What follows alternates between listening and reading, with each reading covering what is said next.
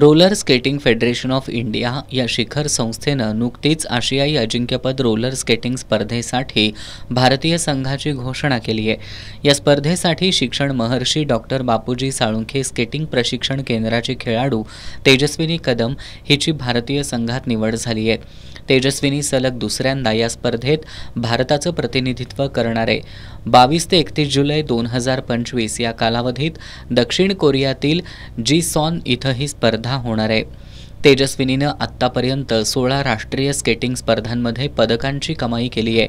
आशियाई अजिंक्यपद स्पर्धेसाठी निवड झाल्यानंतर कोल्हापूर जिल्हा रोलर स्केटिंग संघटनेच्या वतीनं तिचा सत्कार करण्यात आला।